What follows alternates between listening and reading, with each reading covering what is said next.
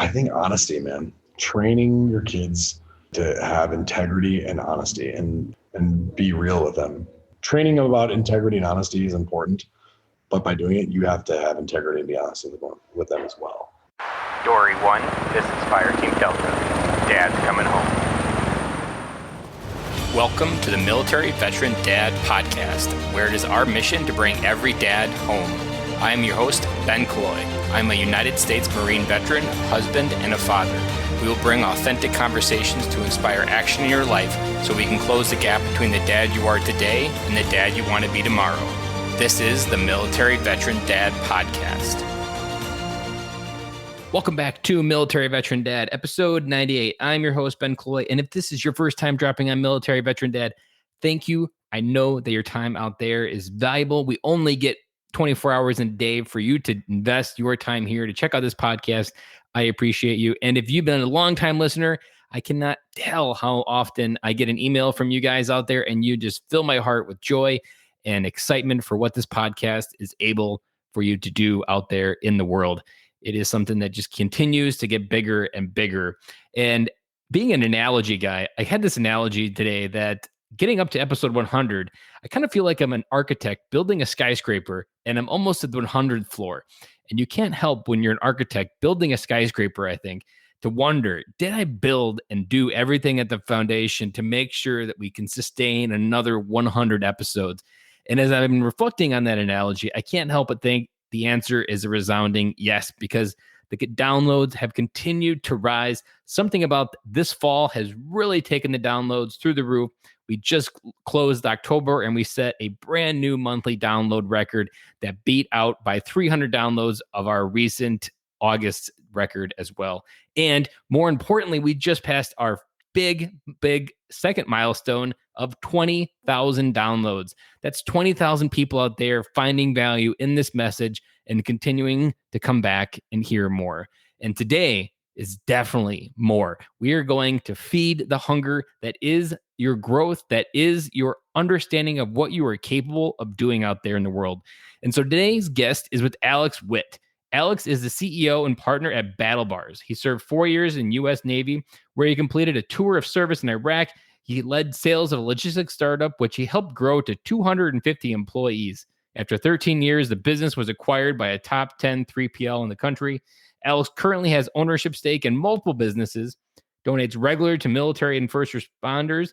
He has a passion for fitness and is the founder of a gym called 104010, and a military first responder themed gym, which provides affordable blueprints for transitioning veterans who want to build a career in fitness. He currently lives in Chicago with his wife and 2 kids. Guys, that is just a fraction of what this man has accomplished. And more importantly, what he has set out to do with his life. There was something that really hit home for me in this episode. And if you want to hear what that is, hang on to the other side of this episode where I share it. Because right now we are going to get you right into this episode. And it is super, super good. So if you want to stay tuned for what's going on, and also if you want to hang on for the biggest single announcement that I probably will ever make on this podcast, make sure you check out Fatherhood Friday on Friday this week, because it is not going to be one you want to miss, because I launch and talk about the biggest thing that I've launched in Military Veteran Dad in almost 100 episodes that I've been doing it. So stay tuned for that. And now, without further ado, let's get started with Alex Witt. Welcome to the podcast, Alex. Welcome. Thank you. I am super excited because BattleBars is something that you guys reached out to me to come on the podcast, which as a podcast host is one of the best things that happens in my inbox, because I don't have to do any work in recruiting new people to come on the podcast. And you sent some samples to my house, and I absolutely love the BattleBars. So I'm excited to have this interview and hear how BattleBars got started, but then also just hear more about your story. Because before we hit record, just hearing some of your stories, I feel like this episode is going to go well over an hour if we really wanted to do it. So it's going to be a challenge. So go ahead and unpack a little bit about your military experience, your dadhood right now, and what it looks like to be a dad, and then also a little bit about your businesses you got going on. Yeah, man. Thanks for having me on. It was good chatting with you beforehand. It's gonna be an interesting combo. I love doing these things, as I said, like working all day long on data and like trying to grow a business. Having insightful conversations and meaningful conversations that makes a difference. So appreciate you again having me on, man. So yeah, my military career, man. I joined the Navy right after I graduated high school. did some time in Iraq, did some time in Europe, overseas in Spain. Loved every minute of it, man. Like, look, like I feel like most people join the military, then they're in and they're counting down their days to get out of the military. Everyone's got like their exit date, and I didn't really do that, man. Like I knew I wanted to get out, and I knew that I didn't like having a ceiling of how much money I could make in my life. I ended up right after I got out, ended up going into working at GNC, like that story I told you beforehand. And, you know, I kind of got fired, but like got written up, like I was telling you earlier. Look, man, like that ended up being one of the best moments of my life was getting written up after working at a job. You know, I was working like 60 hours a week, going to school, working at a bar, sleeping like 2 hours a night because I just wanted to figure it out. I wanted to be the CEO. And they ended up letting me go for working extra hours off the clock for them. And when you feel that, you feel like this pit of like emptiness and nothing inside. Man, that stung. But like I was saying, is like, you know, a week later, I met my business partner and we grew a business from, you know, a handful of employees to 277 employees, $300 million in revenue, and changed my life. And I was able to afford me opportunities to do things that I really love, like having conversations with guys like you, or, you know, I own some gyms here in the Midwest and also in Dallas. I have 2 kids myself, a 9-year-old girl. I have a 6-year-old boy. So Alana and Mason, they're both very different in their own ways, but I can tell you this much, man. And I'm sure you feel the same way, Ben. Like when my daughter was born, like the second I locked eyes with this kid, it was over. It was like, oh shit. Like this kid owns me, man. Like the second I looked at her, I was like, you know what I mean? You get that feeling. Those eyes are only going to get bigger. Oh, I literally in my head, I'm like, I'm so fucked right now. Like I just knew that my life was gonna, like everything had a different purpose. You know, I knew that like, man, like my job is to make sure this kid grows up and has an awesome life. And you just knew it. Like all the other petty shit that you kind of started sweating, it didn't really matter anymore. Nothing really, like any new friends, people like you, don't like, I don't really care about that. She's the only thing that matters. And then yeah, that's we can talk more about it. There's a lot of cool stuff. A lot of cool stuff has happened. Life-changing to have kids, as you know. It is life-changing in positive and negative. And probably what you've probably realized as well, and this is where a lot of military dads get the wiring backwards, is when their kids irritate them or trigger them, they often get angry and they lash out, especially military dads. If we got baggage, we haven't dealt with their own shit. All of those triggers is actually them being the mirror to the places that you need to grow and the places where you need to do that work. And so like the simple coaching advice that I always give dads is when your kids are triggered, that says more about you than it does about them. They just figured out how to push your buttons. And so a lot of times your kids are the actual perfect vehicle to actually create you as a better dad, because they'll tell you all the different areas that you're weak in because they're just going to find it and push it. And it's those areas where you really need to dig deeper. Yeah, no, it's so true, man. I mean, we were talking again before, but like my daughter this morning was like upset that she didn't like the pants she had on before school. I mean, she wears a uniform to school. She goes to a Catholic school, you know, so she has the same pants. I'm like, you can't wear these because you wore them like 3 days in a row, honey. You can't do that. And she just lost her mind. And like every part about you as a natural human being wants to be like, stop yelling, you suck. Like, what are you doing? Right? Just listen. Just shut up and fucking listen, Jesus. But then you're just like, wait a minute, come on. Like these little things to her as a 9-year-old, that's a big deal to her. That's a big It's deal. the world. It might as well just be you having an employee that you got to fire today. 100%. That's it. And it's so every problem we have in life it's all relative, right? To this certain age or things that you're going through at that time. So we try to remain patient. I mean, we're not perfect, man. Like it's hard. It's hard being a parent, but it's pretty freaking cool, man. It's pretty cool. And the thing that with that moment right there is that I always try to become a detective, because what I notice most with my kids is whatever on the surface is being advertised in the billboard, it's never the actual issue. This is just the vehicle it's being expressed in. And so you've got to remain calm. You've got to remain almost unreactionary, because if you ever want to figure out what's behind the billboard, you have to be able to create that trust. And I always like the advice that you have to be there for the small things, so they bring you the big things later. And little did you know you were being tested there of whether or not she is eventually going to be able to bring you something when she grows up that's even bigger than these are the I hate these pants or shorts that I'm wearing, the skirt, whatever it is. Like that was a small test for something bigger in her life. And it's that micro moment where you have to be able to remain calm and like, this is more about her than it is about me. And if you make it about me, that's when you get the wiring backwards and then you get angry and lose control. Dead on, man. That's like that's what I've learned. I mean, I'm 37 years old, man. I've learned that like wisdom is incredibly more important than actual true like book smart intelligence. Wisdom is everything, man. Like life experiences and learning how to deal with adversity and not to get overexcited and making mistakes. Oh my God, man. Like I always like, there's this thing that I tell my kids, I'm like, like my kids are very bright. Like, thank God they got their mom's genes, but like, I'm not the brightest dude, man. I just like, I have like this crazy competitive, I absolutely hate losing. And if I get the vibe that you don't know how to give up on yourself. Oh dude, it's a problem. It might be a problem, but like, I mean, I'm like, when I get into business, when I'm like set on a goal, I will do anything it takes. Like when I was 18, I said, I'm 18 years old. By 25, I'm going to make X amount of dollars a year and have this much success. And when I'm 30, I'm going to make X amount of dollars a year. I'm going to have this much net worth and this much success. When I'm 35, I'm going to hit the big one and have this much success. And when I'm 42, I want to have everything chill and I want to be a professional little league coach for my dad or for my son, right? And just do travel baseball and make that my passion. That's it. And dude, I've hit every goal. I've said that I'm like, you know what? I'm going to do this.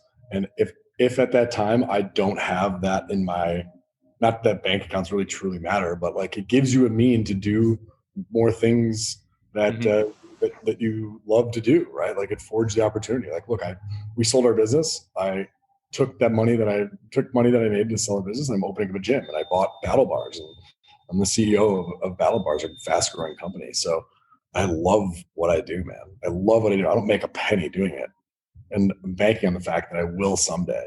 But I love what I do, man. And like, it's important, I think, to have those goals and then pass that same motivational tactic like to your kids. And I tell my kids all the time, like, if you lost today, the cool part is you can wake up tomorrow and win tomorrow. That's it. You can lose every day of the week, but all you need is that one big W to continue that trend, you know? I've always liked Zig Ziglar's advice. Failure is an event, not a person. Yesterday really did end yesterday, and today's a brand new day.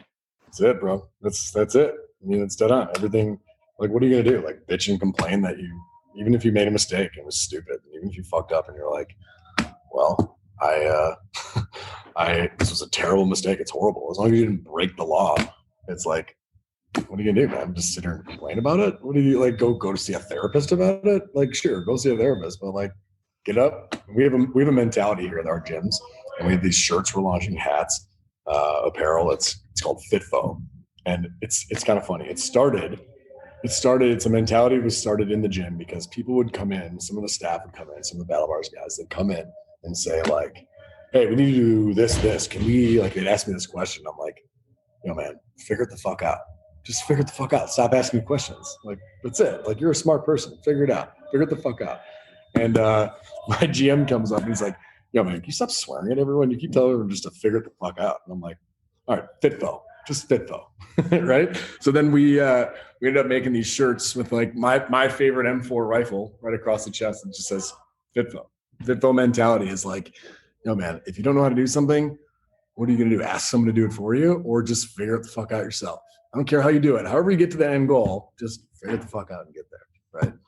So, and that's not advice. I mean, that should definitely be in the TAPS manual, because it, like, even just like figuring it out is good, but also figuring out is also knowing the right person that can help you close the gap. Because sometimes you do have to figure it out, and no one's going to do it for you. But oftentimes you have to have a network wide enough to really have a person in your arsenal. Like, I'm sure if you needed a Facebook ad ran tomorrow, you probably have 5 people in your head that can help you. You're going to figure it out with that person and do it more effectively. And trying to do it on your own is often what we do. And it's just how we self-isolate. Yeah, but I didn't, like, FitFo comes from like, I didn't know to, like, those 5 people that I could reach out to. I didn't know them.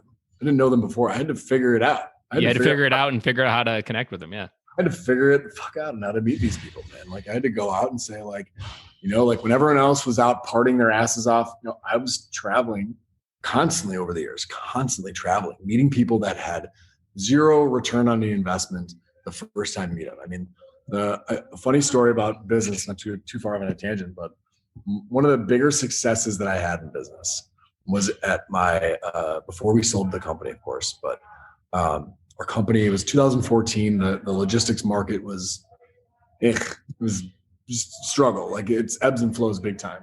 And our company was like, it wasn't doing great, man. Like we were struggling. We put a lot of expenses on hold, no traveling, whatever.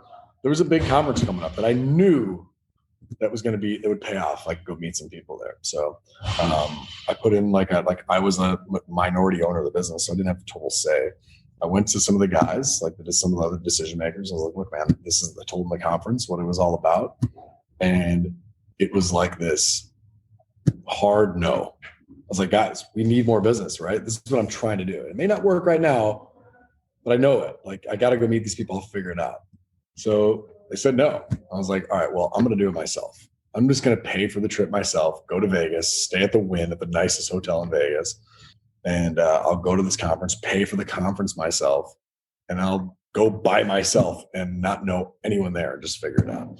So I got there and just made friends with it. And just honestly, dude, like everyone's got like these sales tactics. It's just having conversations, man, like you and I are having.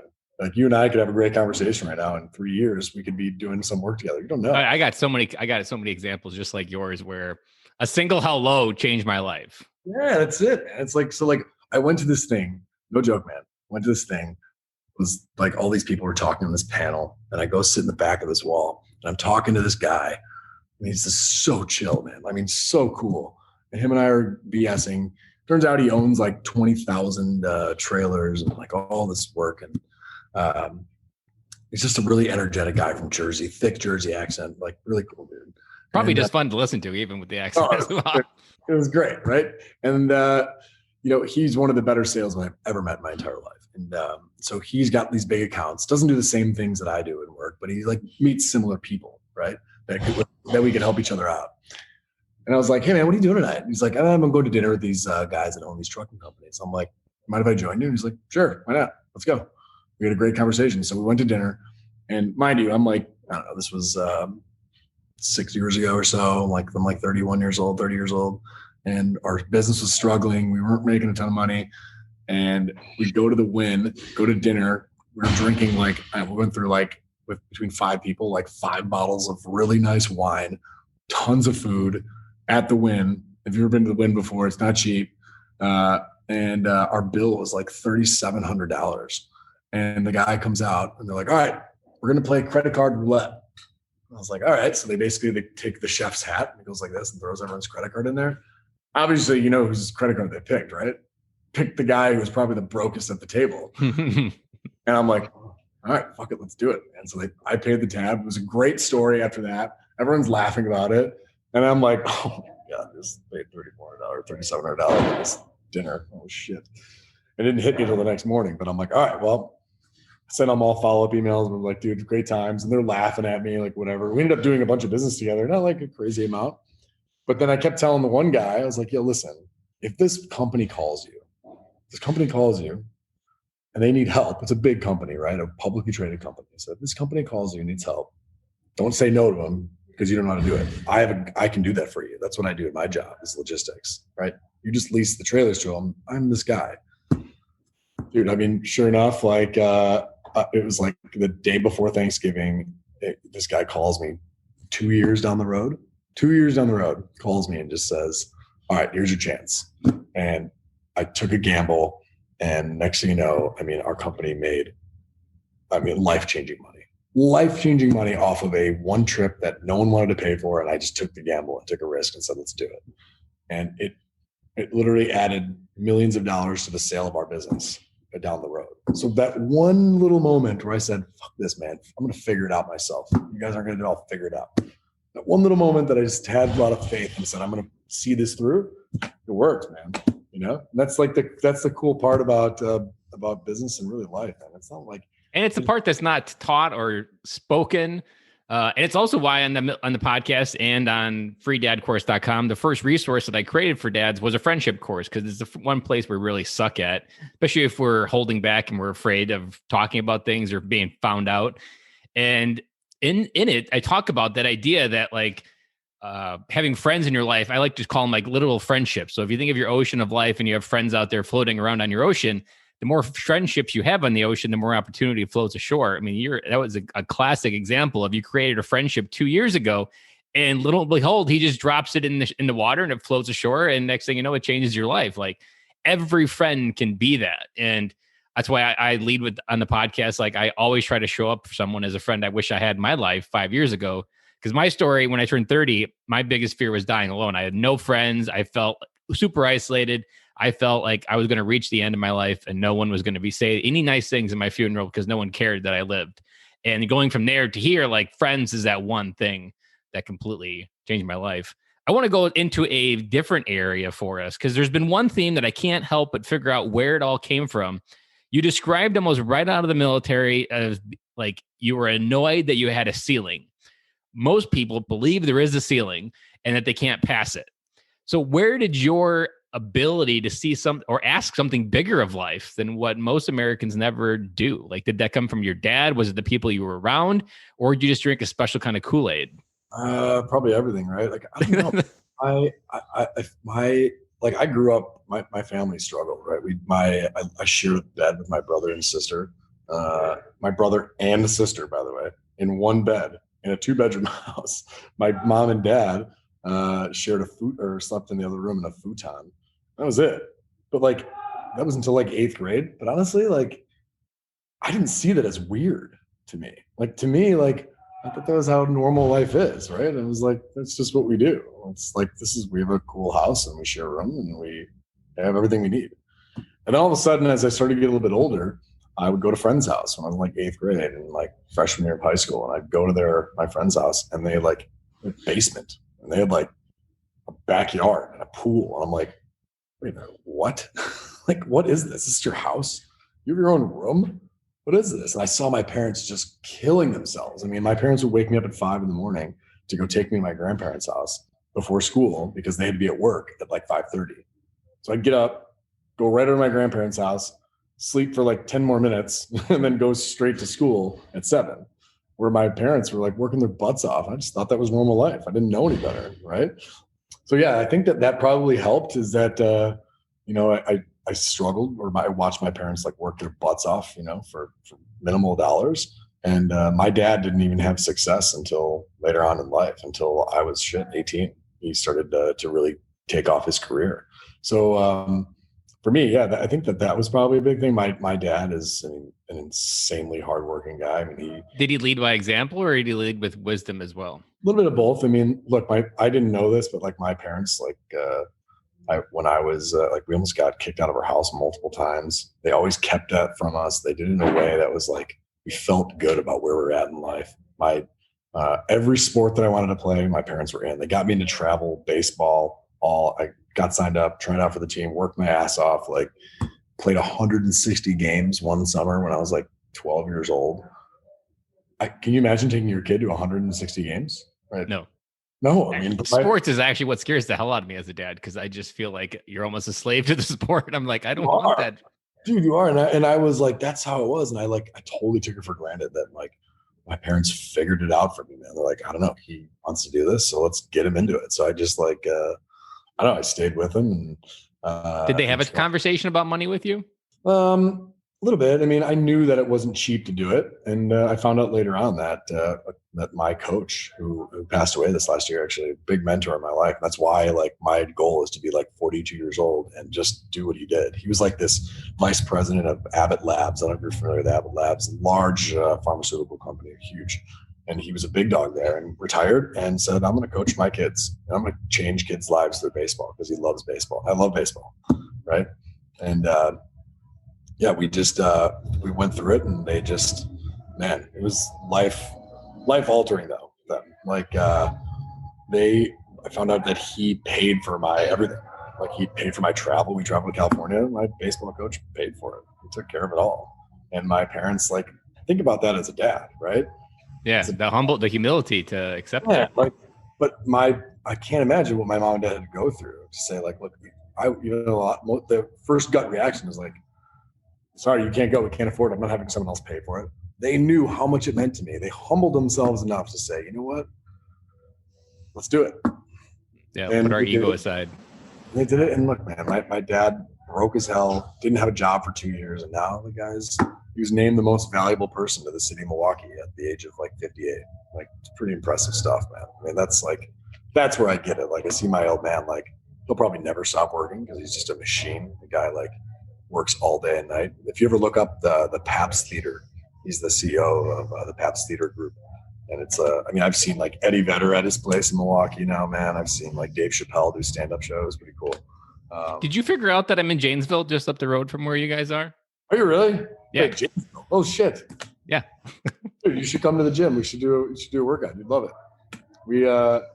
So you know the Pabst Theater then, right? Yeah, I know. I've definitely heard. I've never been there, but I've definitely heard it. Yeah, like right by Water Street, like Pabst Theater. Are you in Chicago or Milwaukee? No, I'm in Chicago. You're in Chicago. My parents live in Milwaukee, yeah. What suburb in Chicago? Palatine. Palatine. Oh, I've been there. Yeah, I always say Chicago to people who don't know Chicago. It's like, if I say Palatine, they're like, is that in the Middle East, Palestine? But yeah, no. So we, yeah, man. Like, now he's like a big dog there, but like he's humble as hell because that guy. Talk about wisdom. He's been through it all, and now he's like this guy who's totally working his butt off. And my mom like was right there the whole time. Like, while he didn't work, she did whatever it took to take care of the family. So, in answer to your question, the long answer to your question, but yeah, I think that's kind of what got me going, was like being able to see the transition of, all right, this is what you can have if you work your ass up to this, but there's more out there. And that's like, yo, man, that's like what our businesses are evolved around. Like our gyms, like look at our communities right now, man. Like look at like the inner cities. Like they talk, not to get too far off on like, I don't want to get political or anything, but like, look, they say like defunding of the police. Like, fuck, man, that's absurd to me, man. Like, look at this. Like these police officers have to go in every day and like see terrible things and see children being destroyed and families being broken. And then, especially in Chicago, I mean, like there's shit that we never even think of, and unless you watch the news, you don't even get reminded that Chicago's a dangerous place. No, man. And then you go there the next day. What do you do? You just watched a child get murdered, and you're a father yourself. You go home, you hug your kids, and then you get up, you go do the same shit the very next day. You know, that's going to take a toll on you. I don't care who you are, how mentally tough you are. That's going to take a toll on your brain. And the problem is that these kids in like these inner cities, everyone's like, oh, they're just gangbangers. Well, no shit, they're gangbangers. What else do they have to do? Like, they don't have an outlet. Some of these kids go to these inner cities and they don't leave. You know, they see all this shit and they see the person they look up to is LeBron James. Well, that's bullshit, because you're not going to be a LeBron James kid. You don't have, it's 1 in a gajillion chance of that happening. So let's be realistic. So what do? They look up to the drug dealer who's got a wad of hundreds in his pocket and says, come gangbang and come sell some drugs and you can make some money. So like, how do you change that? So that's what we're trying to do here at the gym is we have like reps that we're launching our new, in partnership with, it's called the Give Team. It's like, we're going to pay for transportation to and from these inner cities and say, pick like 5 candidates, pay for their gym membership with us, take to and from, and just work their asses off. And like, the most important thing is like, look, get them out of there, show them what the world looks like. Yeah. I mean, there's people that haven't even left Manhattan Island or downtown Chicago. And I just get so like, it breaks my heart and I can't even understand growing up in the Midwest. Like, just get in a car and drive 3 hours and you can reboot your life in a way you've never imagined. That's it. I mean, just look what else is out there. And all of a sudden you're reinvigorated with energy and opportunity. I mean, opportunity is a hell of a thing, man. You show someone there's an opportunity. I mean, I'm not saying I'm the poster child for it, but I was broke as shit growing up. And when I saw that, hey, man, I have that, but what do they do? And I started to learn, ask questions, and figure out. Do you remember one of the first or couple businesses that really started to inspire a new ceiling that you were trying to aim for? I think that one that really, like originally or like right now, are you saying? Originally, maybe, or right now, whichever one maybe is the more relevant. Or I think.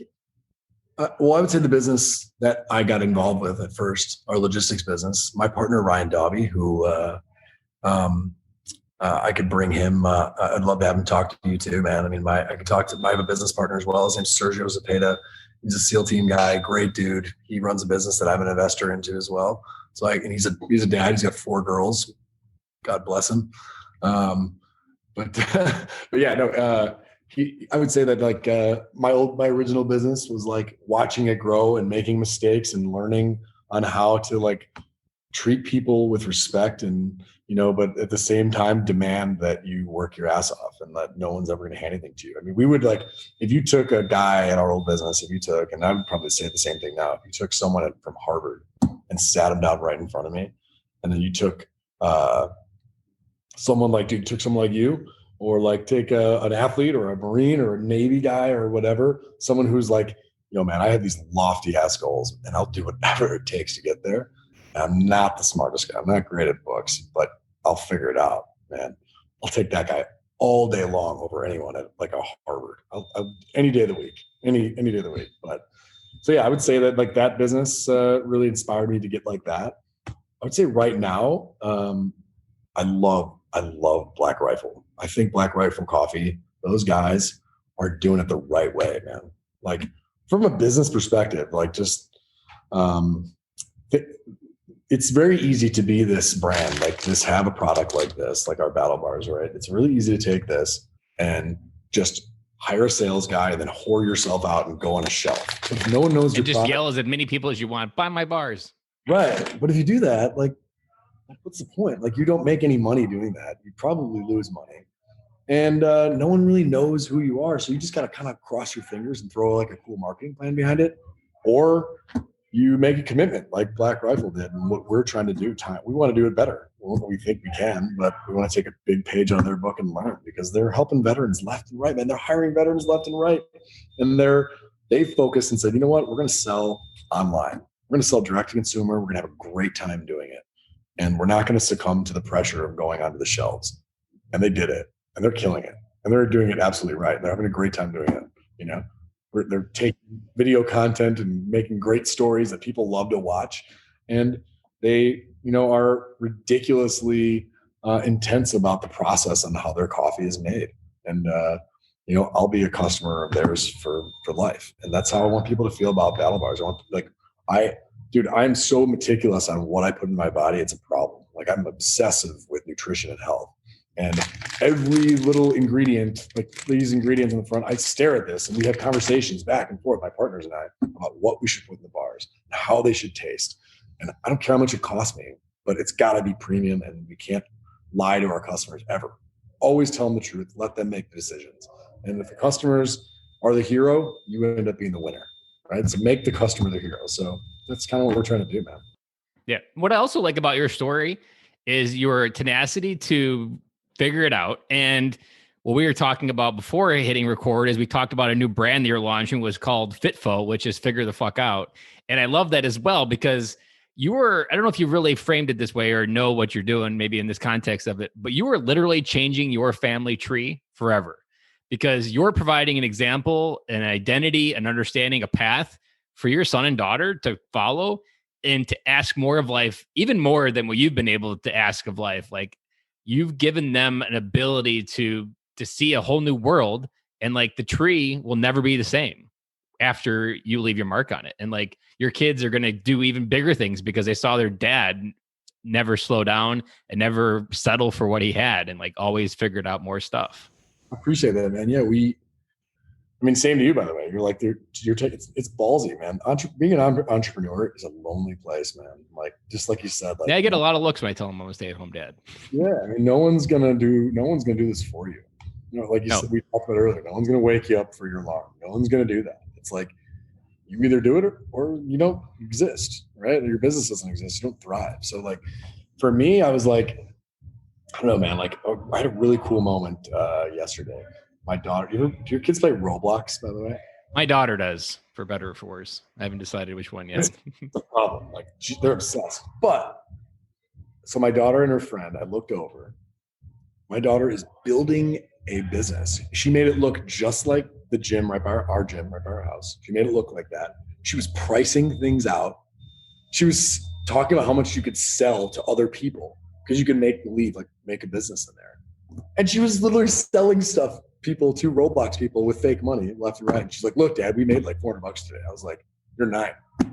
Like, and now that you say that, it's like, man, I think I had something to do with that. I feel like I had something to do with her being a little mini entrepreneur, like she saw opportunity and she took advantage of opportunity, right? Make believe, but man, those are good lessons. What you're speaking there is something that a lot of entrepreneurs that I'm friends with understand and have they've realized the gap in their own life and have been changing it with their kids. Is very few kids in the education system we have today are taught that you can actually make money from nothing.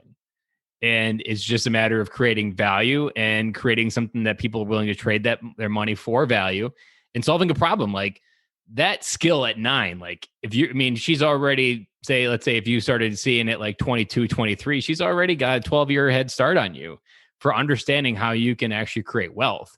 And she hasn't even got to real money yet. So, that whole and she hasn't got to the high parts of like high school and the different things where you really get the ideas and more knowledge. Like it's just it's just the right kind of fertilizer you need to grow some really great things in the future.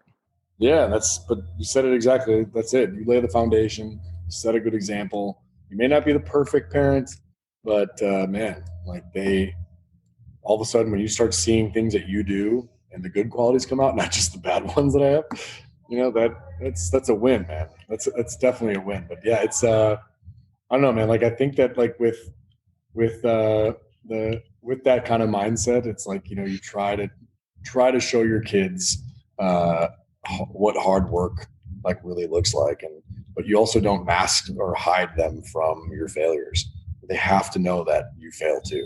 This is what I love about being a military dad that we don't often tap into because we haven't owned our own shit and been able to move through it. Is we have just a lot of life experiences that if we use those as coaching tools, we got a story for everything that our kids can come up with. I remember sharing in boot camp with my daughter how everybody gets punished when one person fucks up. She really loved that story. And like, it's just one small story, but like so many of those little stories, they allow them to get to know us more. They allow just a deeper understanding of who we are and where we came from. And most military dads don't even tap into that. I want to tap into one other question in this same category. You lived in Spain. You got to see the world a little bit. How are you also incorporating to make sure that your kids understand how the world works? Because oftentimes most kids don't ever leave their state, let alone the country, and they have a very limited view of the American dream. So what are you doing to make sure your kids understand how they fit into the world in a larger place, something that you got from the Navy without joining the Navy maybe? Yeah, well, so I'm fortunate enough. So when I left Spain, the Navy after 9/11 security, I did like security forces, right? Nothing crazy, but I was able to join a team called Raven Teams. I don't know if you're familiar with those or not, but I was new to the Navy after 9/11, and it's like you have to try out for it and like go through like this kind of like almost like a mock, like they just kick the shit out of you for like 3 months basically, and like that's pretty much it. And but you go on, like they'll call you within like any hour's notice and you go and fly somewhere and you don't even know where you're going until like you're on the plane and you're like do security for these delegates or the airplane or the airfield and whatnot. So I got to go to like 27 different countries and just like, man, like that's what the world is missing right now is like you look around and like everyone's complaining about how bad things are. But if you had some perspective on nobody has depth to their worldviews. People look to America for their world answers, but we have like only 10% of Americans have a passport. Like we're the last people you should ask how the world. No, don't ask us for world perspective, man. I mean, like, everyone's like, you've been out of the country? Oh yeah, I've been to Cancun. You're like, all right, okay, all right, come on, cool, good for you. How was the unlimited drinks at the bar where everyone spoke English? But yeah, like you go. I would say, like, look, my Iraq experience, I would never want to go back there. But I'll tell you what, man, like that's life experience right there, dude. Like you see how women are treated, you see how poor people are, you see the value of a dollar difference there. With my kids, I mean, like fortunate enough where I worked my ass off and got us into a good opportunity. And like when we travel, my kids we went to the Bahamas after we sold our business. We took a family trip to Punta Cana. Went with the family down to Punta Cana. I took them to my daughters at our wedding, obviously. We got married when she was already 18 months old, but we took her there with us, and she like learns about it. We read a new book every week. My daughter and I try to read a new book together every week, and just talking about like what else is out there. And that's important, man. I'm glad you asked that. That's really important to know that, like, you know, I grew up, this is my fear. I grew up with like nothing, thinking that I had everything, but like seeing opportunity, you know? So I'm fortunate enough to have had some success. Not fortunate enough. I worked my fucking ass off, man. So I have no problem saying that. Worked my ass off from nothing, absolutely nothing. But you know what, man? Like, you get older. How do you keep your kids humble? Because I want to give my kids everything, man. Like, my kids ask for something, I want to be like, especially when you had nothing, and now that you know all this stuff out there. But like, you got to find a way to balance that. Say, like, you can't give them everything. They got to earn it. Like, I have a thing where my kids must make their bed every morning, or zero electronics all day. And that sounds stupid, right? But I mean, electronics are a big deal to kids right now, man. So like for me, I'm like, roadblocks are obsessive, man. So I'm just like, yo, no electronics. If you don't make your bed. My daughter the other week, she did make her bed. She did make her bed in the morning, and she came home and she was on Roblox. I was like, is your bed made? And she looked at me like, oh, she didn't say fuck. I mean, I really hope she didn't say that. But no, she looked at me, sprinted up the stairs, made her bed. I'm like, look, you can't play the game. Sorry. And she lost her mind, had a fit. But then, like, she hasn't done it since then. She's made her bed every single morning. She knows, you know, I forget like the age where kids actually know like cause and effect, but like it takes a while. They're like 7 or 8 years old where they actually understand that there's when you do something, going to have a consequence, right? And where they truly understand it. She understands. The perception of time also is the key component there. I love all those stories there about helping your daughter see the. And I always like the. I don't know whether I'll get to India, but I always like this example that I want to take my kids to India and show them a kid with nothing that has a smile on their face, because that's the ingredient that you're teaching when you show them poverty, or just show them this is someone's entire life and they're perfectly content, just like you were as a kid. You were perfectly content until you knew anything different. But just understanding the different layers makes you a deeper human being, has more empathy for people. You have ability to connect with people. And like, I'm a big believer that you have to get your kids outside of their life in order to figure out how they fit into it. And so the more times you get her outside, going to Europe and just exposing her to so many different ways that people live their life, that really helps expose what they're meant for and really how they can go out into the world and help change it and make it better. And as military dads, we just have such a rich life. If we can do this, I mean, only 7% of the population is veterans. So if we can really tap into our kids' lives and help them understand how they fit into the world, like, man, we can unlock something that's just only 7% of the population has the ability and the depth to be able to do it. That's it, man. Yeah. I mean, the biggest waste is if you have I think that, like, I don't know if it's a gift or whatever, but like, I feel like I have a gift of like, I enjoy talking to people, man. I love having intellectual conversations. I enjoy learning from everyone. Like, every conversation that I have, like, I'm also to the point in my life where I don't want to waste my fucking time either, man. Time, every minute is crucial. And I think, so I don't want to have a conversation where I'm like, man, that did absolutely nothing. Or you want to talk about the Bears at last week, which usually ends in the same circle of like, yeah, I know. Hey, Bears, who won that game? Who won that game this week? And the Packers, how'd they do now? Are you a Packer fan? I'm a Bears fan. There we go. Thank God, man. We're about to have to hang up this conversation. No, dude, I mean, but the same thing. It's like if you have like the ability to have a conversation, like, you like seem like you can communicate really well. So like, I think you're taking advantage of your ability to communicate well, right? And you'll be learning this throughout the process. And same like with me, I feel like I'm just to the point in my life, man, where like, I mean, how old are you again, Ben? I just turned 36 last month. Yeah, so same, right? So it's like, I got to the point, I think it was like probably like 35 when this really hit me. But it was just like, my kids, when they were born, it kind of hit me. But really hit me, it was like, look, man, I don't need any new friends, right? Like, I want to impact people's lives, and they'll impact mine. And if like, everyone that you meet has an opportunity to affect your life, everyone. And if you can talk with people and have an intelligent conversation and build great relationships, and if you don't make any money or don't have any business like through them, what's the worst thing that happened? You just made a really cool friend, right? Like, you just made something that's really cool. And like, they may not have written you the check themselves, or they may not have, created an opportunity directly that you can see. But if you keep people around who have good conversations and are trying to work towards something good, eventually you're going to be part of that. I mean, what's the old saying? Like, you are the 5 people you hang out with. The average, yep. The TAPS code that I wish people would have told me so many years ago was the amount of opportunity you feel is directly proportional to the amount of strangers that you talk to daily. And I felt for so long I had no opportunity, but that was because I wasn't talking to anybody. One person can have the conversation, the access to the company that can change your life. And if you're not there, then it doesn't work. That's totally it, man. Like, you have to, but you got to be outgoing and willing to put yourself out there, man. Like, the fortune doesn't favor the people who follow the crowd. You got to stand out for better or for worse. Somehow, some way, you got to stand out and do something that's like, you got to do something that's not, it doesn't be epic, whatever, but like, you got to do something that's different. Like, dude, we're in a protein bar space that with 100 other protein bars. Man, come on, dude. Like, the best is like, I had you know who Lance Armstrong is, right? Lance Armstrong, I talked to him. He's actually really intelligent, really smart, and I like idol the hell out of his athletic ability. I mean, the guy's resting heart rate at one point was at like a 32. I mean, that's absurd. But they had an opportunity to invest in the BattleBars, and we talked about it. And like, listen, I love the bars. I'll be a customer for life, but this is a pretty crowded space, right? I'm like, no fucking shit, it's crowded, man. Of course I know it's crowded. I would never go into it if I didn't think it was crowded. But I know that we have sales, and I know that people are buying, and I know that people can buy once, and that's good marketing. People buy twice, that's a good product.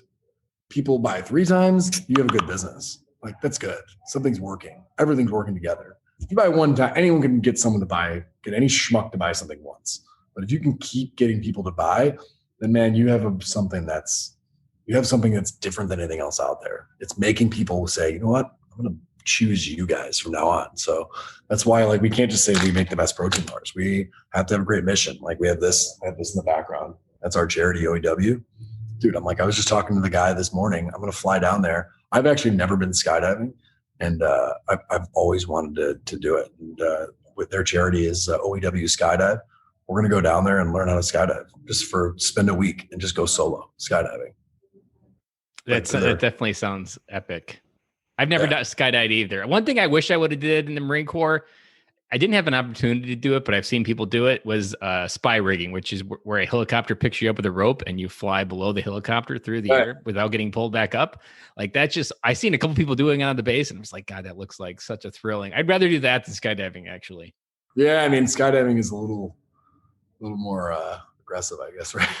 In certain ways. It's not so much aggressive. I guess I just already have the nostalgic to try to do spy rigging, but it's not something like commercially available. I don't think so. I've never Googled it though. I probably should Google it before I say it's not commercially available. I was going to say, I guarantee it probably is, but like, I tell you what, or if it's not, it's a problem. And there's a problem. Yeah. There's probably other people like me that want to go spy. there's the entrepreneur. Like, everyone always like asks me like it's so funny, like, dude, in like the world of like entrepreneur and like having success, people are like, oh well, like, they're quick to just be like, oh yeah, man, it's easy, he's got this and this going. I'm like, man, do you have any idea how much I've had to sacrifice, not like missing my kids' events? Like, I mean, I can't tell you how many things I've had to miss in my life. And that's why, like, I could have left when we sold our business in 2018. I could have left and I could have chilled, just parked some cash into a place and did like stocks and just chilled. But like, I wanted to do something that was like, that, like, kind of like we're talking about. It's like, it's important that your family looks at you and says, like, when you're gone, let's have a legacy for our family. Like, I think that my grandpa did a good job of that. When I was a kid, he always had like pictures. I mean, my grandpa's a Korean War vet. Like, he's nuts. He's absolutely nuts. But he's awesome. Like, you'd love this guy. But he would always show me like our family. I would know, like, I knew all the way back to like my great grandpa. He had all these pictures like just stacked up. I thought that was so cool, knowing like what they did, how they did it, how you became the person you became. And fuck all that, like taking my blood and sending it out in a vial to someone where I don't know is going to tell me how my family tree is. No, like I'm just going to do it with my family, and I'm going to take a great record of it. I'm going to make a ridiculous impact on the world, or at least my goal is that, right? Make a ridiculous impact on the veteran community and eventually the world, and just, or at least America, and say, this is my footprint into the world. You're up, kids, you know? Yep. For probably 15 years of my life, the story that played in my head was I was a dumb farm boy from Wisconsin that was never going to do anything. And it took me consciously hitting bottom, figuring out this podcast, a bunch of other stuff. But now as I move forward, I'm a farm boy from Wisconsin who's going to go out and change the world. So like, you just have to recognize those stories changing, and you can rewrite it and make however the ending you want it. And I can definitely feel that this project that you're on now with BattleBars in the gym, like this is a place of heart. Like, what health and nutrition can change someone's life and change a family tree, the ability to just provide financially and maybe create a business that your kids want to take over, like all of that, that's definitely something to be proud of. Thanks, man. I appreciate it. But you're dead on. Like, it's like, I know everyone says if you do something you love, you'll never work a day in your life. I definitely work every day. I definitely work, but I love doing it, man. Like I don't have to coach, but I get up every morning at 4 a.m. and I coach a 5 a.m. class. I go work out with the 5 a.m. class here. We do some crazy cool military workouts. I mean, and even if you're not coaching it, like just even if you were in the class, like think of the inspiration that you are to the people sweating next to you.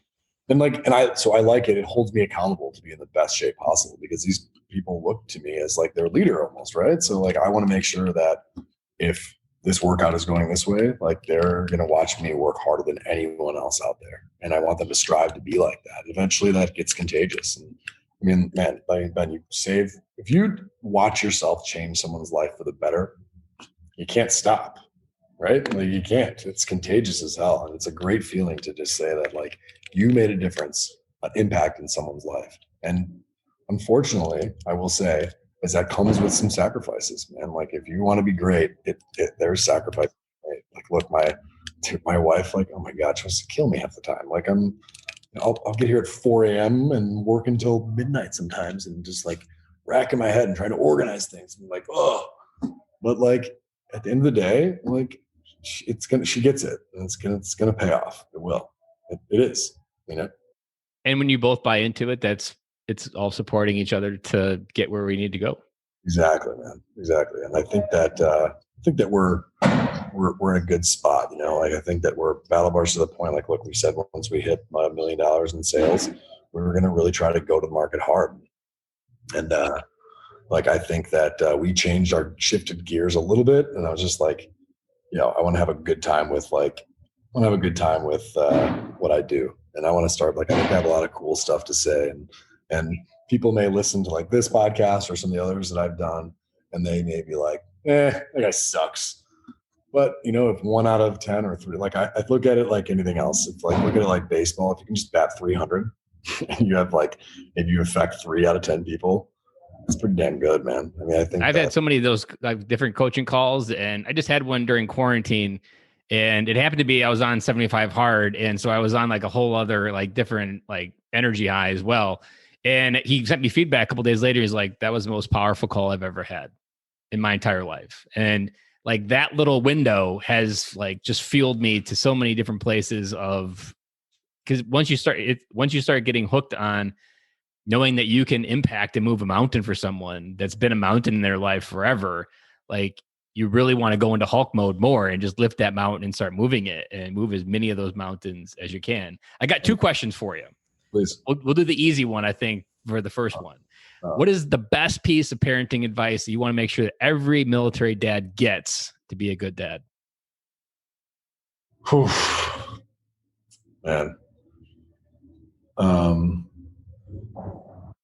I think honesty, man, is training your kids to have integrity and honesty, and be real with them. And training them about integrity and honesty is important, but by doing it, you have to have integrity and be honest with them as well. Like I was talking about making the kids' bed. I told them they have to make their bed every morning. I didn't make my bed the other morning, like in front of them. I'm like, what are they thinking of me then? Right? Like, do they think that I'm full of shit? Like I don't like practice what I preach? No, like I have to, like, everyone's put so much time into being successful and having what they have, right? But then like if the most important thing is your family, why you're not invested into your family, like the way you're invested in the business. And like, that's what a lot of people have trouble balancing. So I think, making sure that I think integrity is by far the most important trait that you have to carry with you and pass on to your kids. And I agree with that. And the part that I didn't figure out until like even just this year is, and it came from a Navy SEAL who was talking about leadership and having shared dialogue and shared definitions of communication, is I would talk about these words like responsibility, integrity, and I would never have defined them. I remember I'd use bedtime talk to talk to my daughter, or we talk about hard things that maybe we need to talk about. And I remember having a conversation about what responsibility was. And she was 8 years old and really didn't have a definition of what it was. She had heard adults say it. It's a value they preach every day at school. And yet she had no idea what the real word of responsibility looked like and how it actually shows up in each other's life and why does it matter. So like, it's such an important thing to recognize what you said, then to go into that shared conversation of what does this word actually mean and how does it actually show up throughout the day and where is it going to take you? Like, why does it matter that you're responsible now? And how will making your bed now make sure that you're exactly what you need to do when you're 20?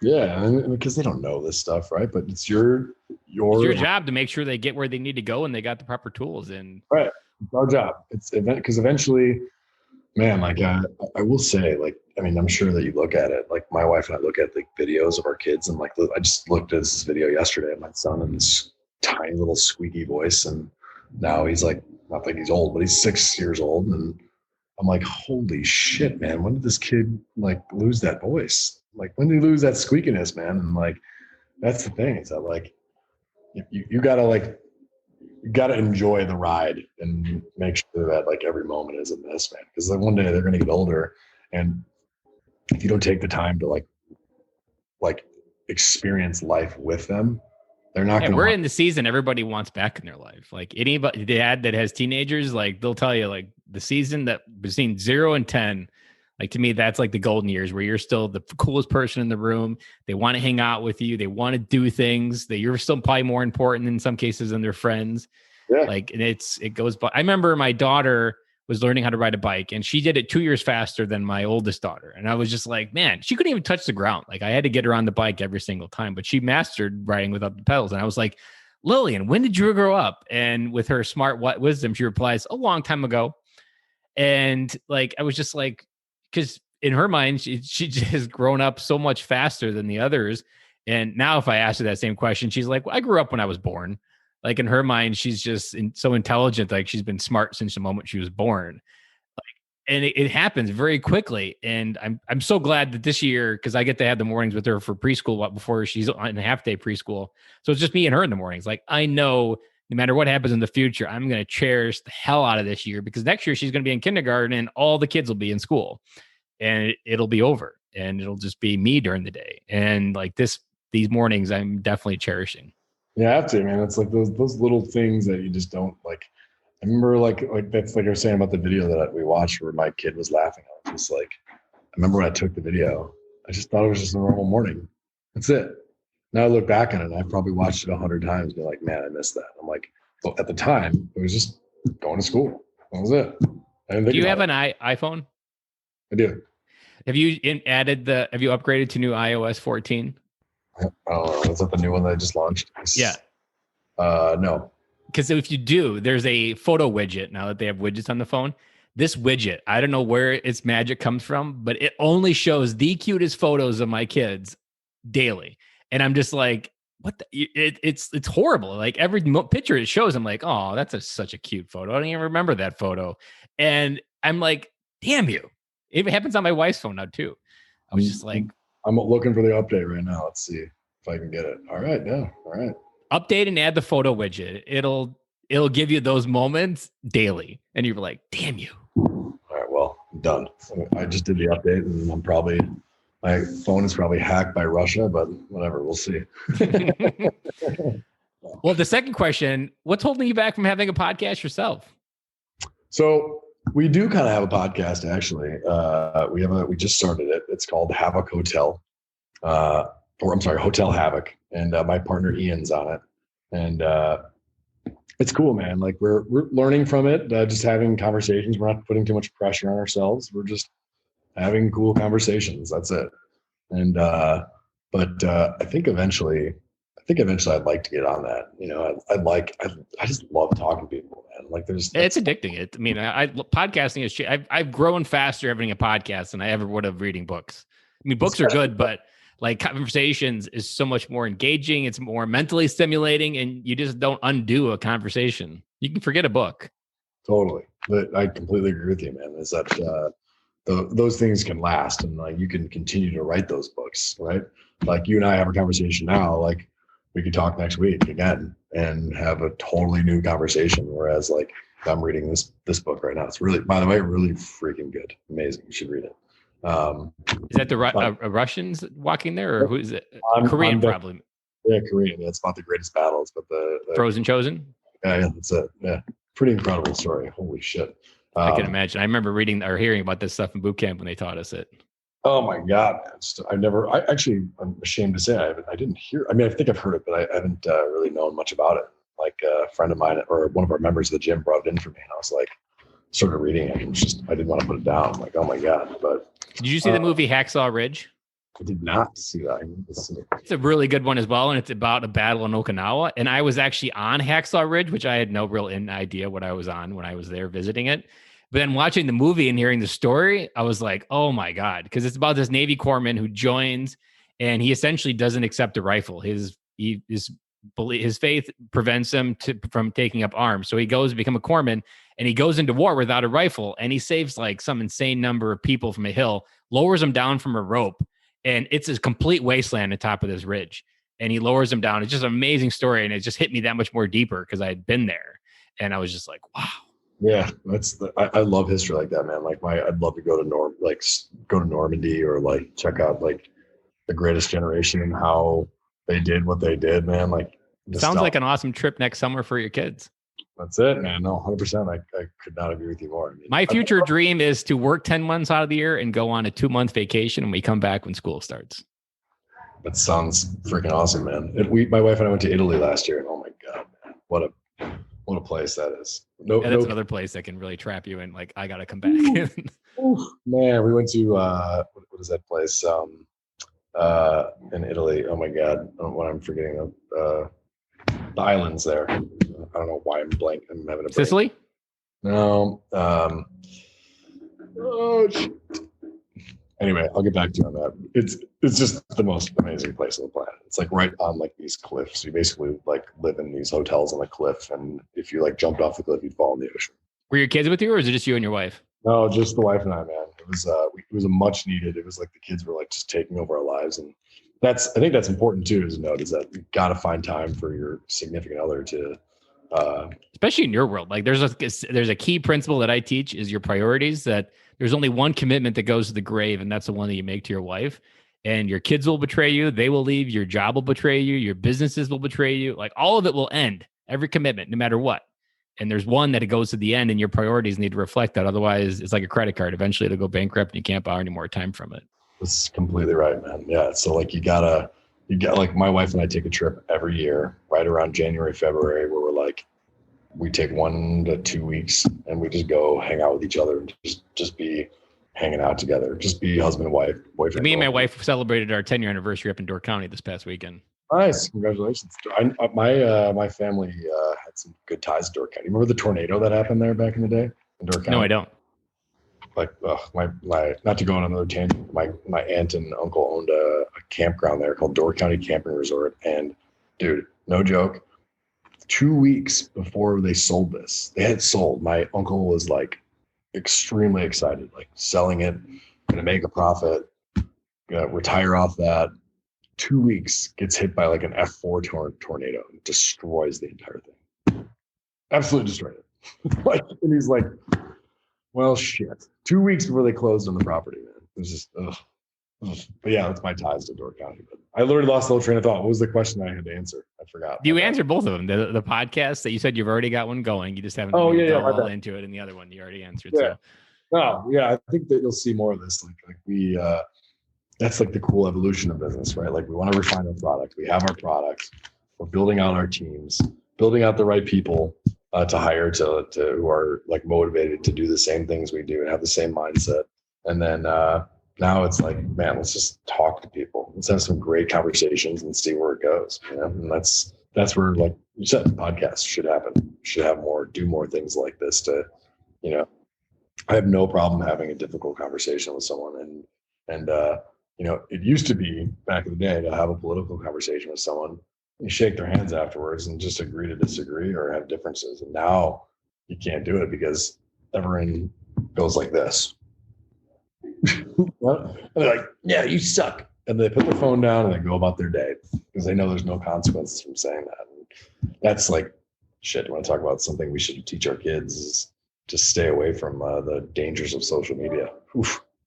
You know? I've been on, this year has really taught me to, I don't remember exactly where this advice came from, but my new perspective when there's differing views is silence my own view, because most cases, especially nowadays, you're not going to be the guy that flips them to the other side. And actually be extremely curiosity of what got them to where they are. How did they get to that? This is how they see the world. Yeah. Because to me, that teaches more to me about their life experience, which most people don't really analyze or understand, that your life experience is why you see the world this way. And that will help me understand the root issues in many cases to the issue. Because like we were talking at the very beginning, what people show on the surface is never usually the roots of the problem. And if you really dive into why do you see the world that way, there's always something, some pain, maybe some struggle. And people are so hell-bent on convincing or yelling and shouting, then it's just... That's it. Yeah. I mean, the more you learn about people, like you said, why they are the way they are, it's like you don't necessarily have to agree with it, but you can respect it and just say, all right, move on. People are allowed to have feelings. And as long as you don't insult people or like quick to like say stupid things. And like, I don't have time for that, man. There's no time for insults or being negative. I don't need any of that in my life right now. You know, I mean, I can do that enough on my own with my wife. Yeah. The conversations we have in our head as veterans already take a pretty good beating. Oh my God.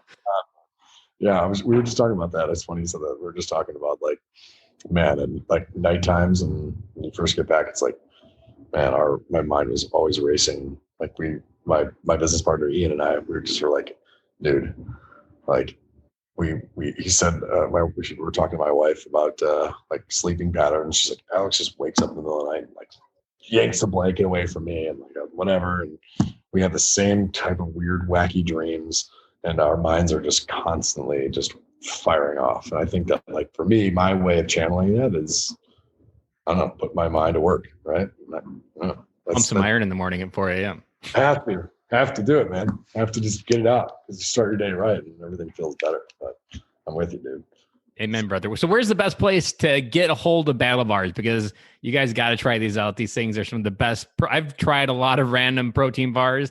I can't stand almost anything. Like the only bar that I've ever really liked besides yours is a Kind bar. And that's not even a protein bar. That's just something healthy. But all the other ones, I've just never liked them. It like the Cliff bars, like all of that is just complete crap. So where can people get a hold of the BattleBars?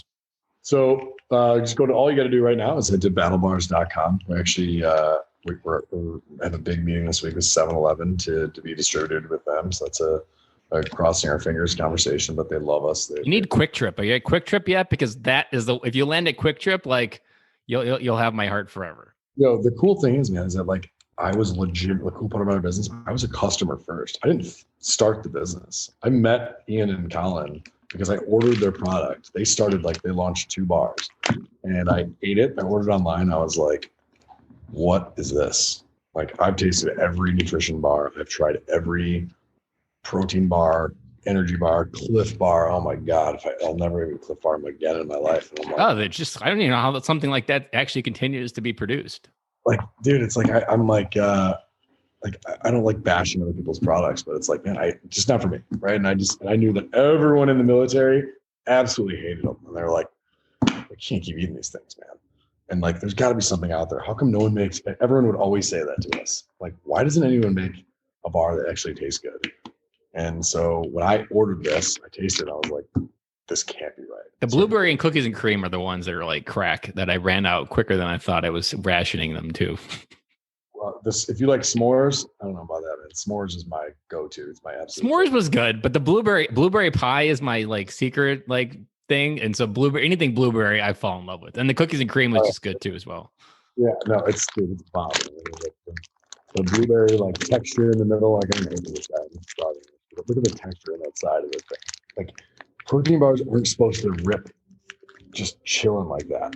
And the marshmallow crisp and like soft to the bite. Yeah, It's like, is this real? well, that's the thing. I'm a customer first of the product, and I liked it so much that I legitimately bought the company. Yeah. Think about everything. I'm either just a full-blown degenerate who just is obsessed with protein bars way too much, or I kind of know what I'm doing. And I think that it's probably a little bit of both, but they're so good, man. It's just different, and everyone that tastes them feels the same way. So it's a cool story, like how this like relationship between us all formed. But yeah, so I mean, the saddest part of them is when they're empty, like when you're Dude, out. Could not be more right. I mean, we commit to no artificial bullshit in the bars. No, it's gluten free, non-GMO, all the good stuff. Grass-fed bovine collagen. Like everyone in the world is like so deathly afraid of carbohydrates.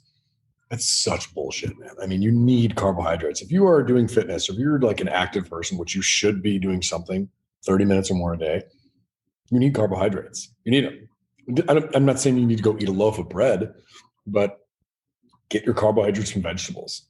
Eat your bars or eat your supplements or your vegetables at the right times. Eat, even a little bit of sugar before or after workout is not bad for you. It's okay.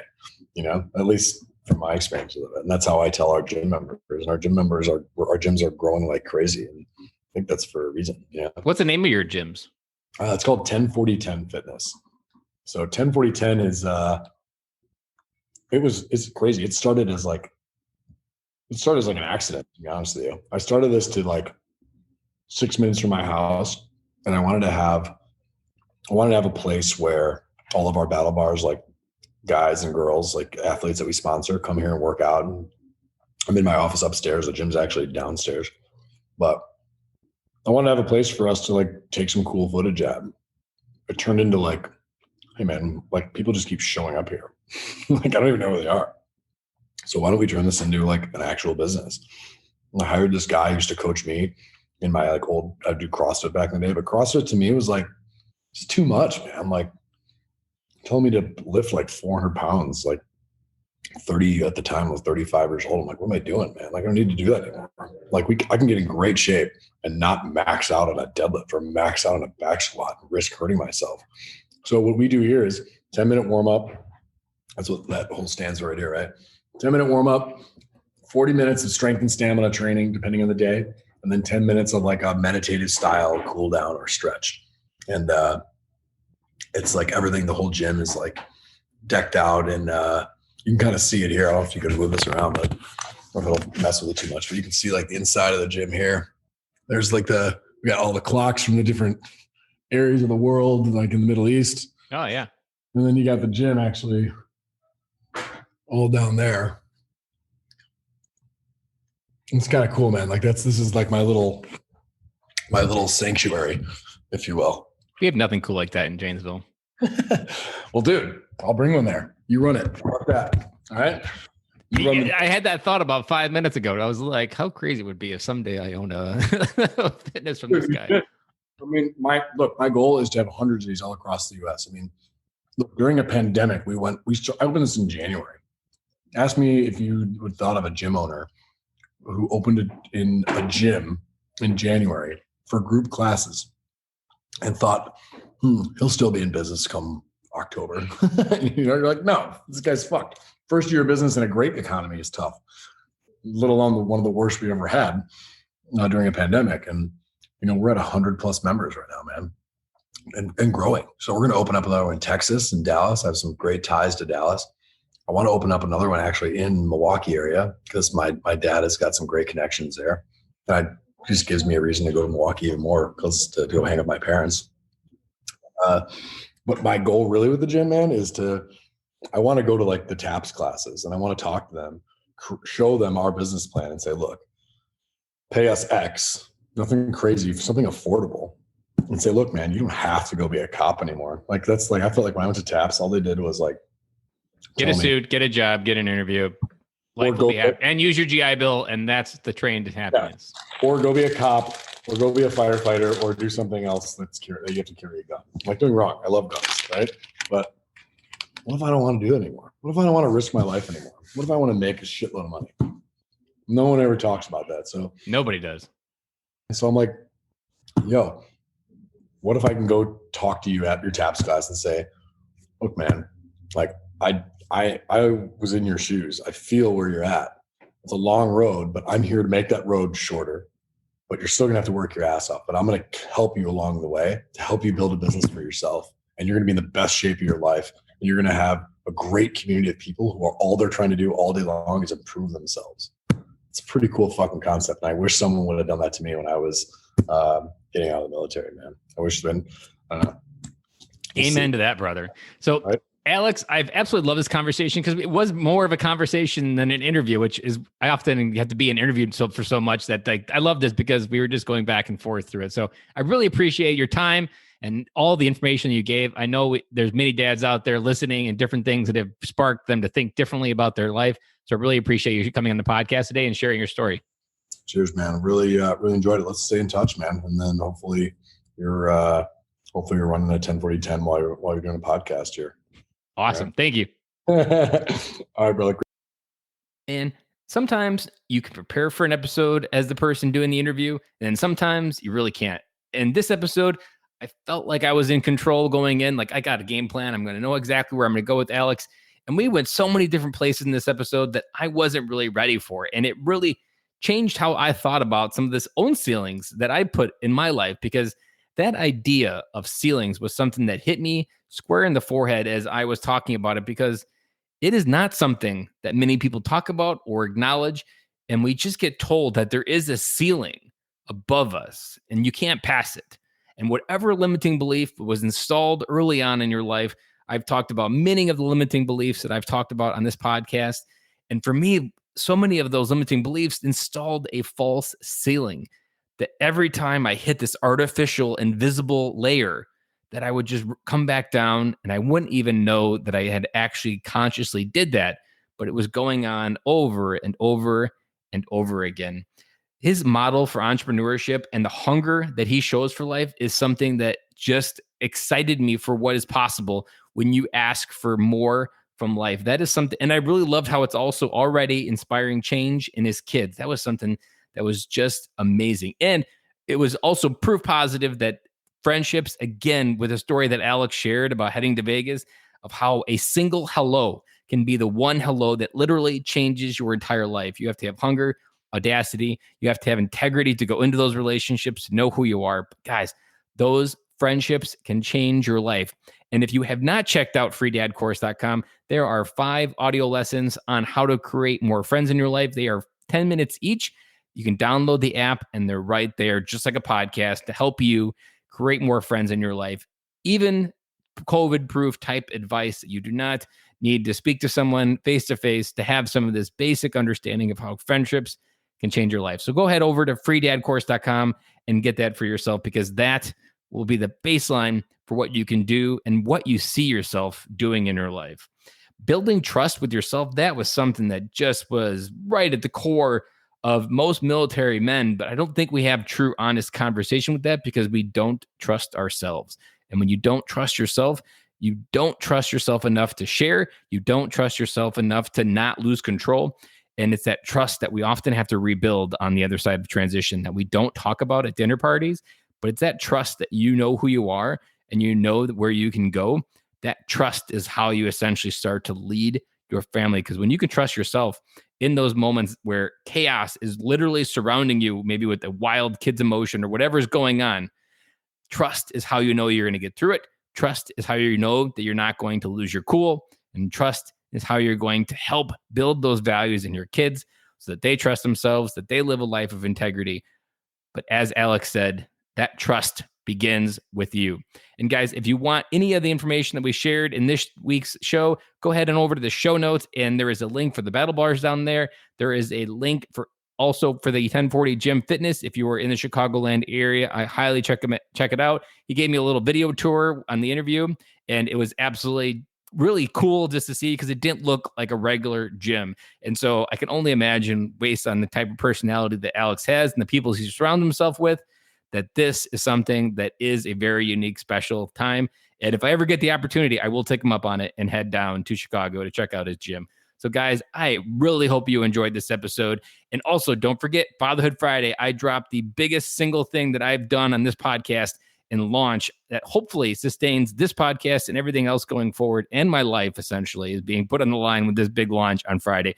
So don't miss Fatherhood Friday. And guys, I hope you have an amazing week. I hope you do something epic. And I hope that you get to discover more about who you are. And I hope you come home to your family and be the amazing dad that I know to be true in my heart. I know it's true in your heart as well. So guys, take care. And I will see you on Friday, hopefully, to talk about the biggest thing that I've ever launched.